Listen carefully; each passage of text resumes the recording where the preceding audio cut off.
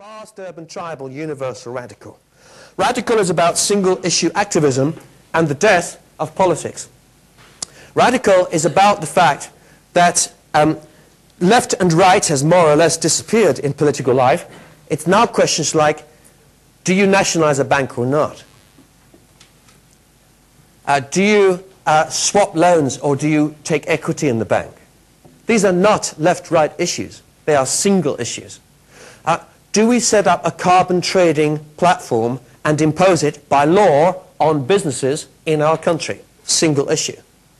Do we pass laws making it illegal to discriminate against Urdu on the basis of his genetic test? Single issues. You will see them everywhere. And other single issues relate to the process of democracy. What kind of government system is appropriate in this particular country at this time? Should we, in the West, it's a Western worldview, Western glasses view, automatically assume that democratic processes are the right ones in our situation, when history has shown that democracies can easily be hijacked by small numbers of influential and emotional people who drive tribal movements? Perhaps there are other models that work also equally well or even better. We can, as I say, be seduced by our own worldview. I have wondered sometimes what would happen if we really believed in democracy as regarding our world. I'm talking about the UN, for example. This would be a map showing the number of seats of elected representatives in a global assembly if they were elected according to population. Very interesting. I find it hard to think that Spain or Germany or the United States would be happy about such a world government. But these are moral questions, because although we do not have a process for electing such an assembly, we do have a process of communicating a view. So watch out when we start to see China begin to talk with one voice on a single issue with India and say, between us, we represent a view of almost half of humankind, and this view must be respected. And this is our view on global warming and carbon trade. So watch out for new alliances.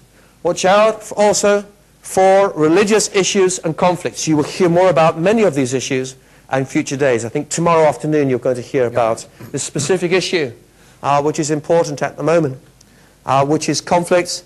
It's the same kind of conflicts which caused India and Pakistan to form in the 1940s. The same kind of conflicts today are fault lines running through many, many countries, and we're seeing them on the streets of Orissa right now.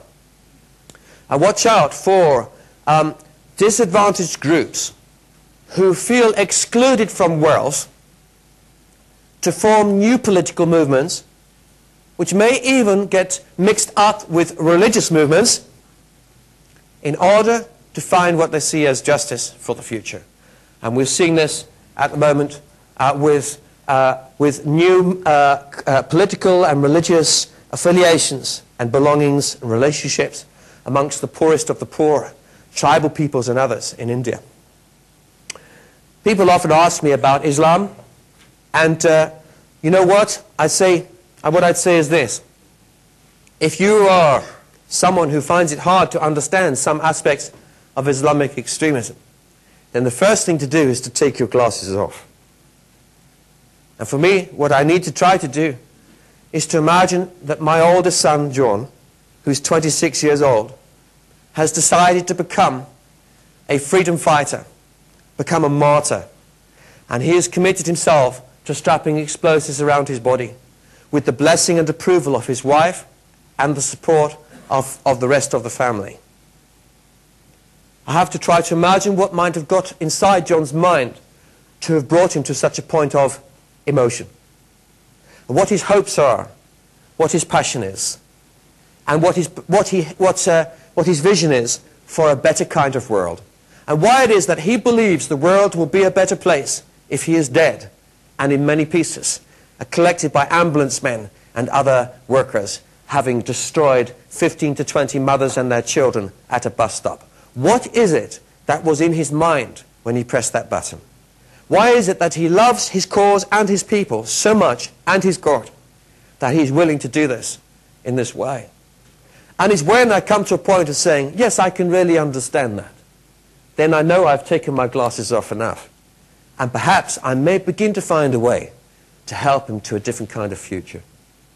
Now, I had this kind of discussion with several hundred people from the US military just recently, talking with them from the Pentagon about potential ways, potential conflicts that could arise, and how American foreign policy can be redirected to try to soften these conflicts rather than perhaps inflame them. We are talking about very big things here. We're not just talking about, oh yes, another bomb.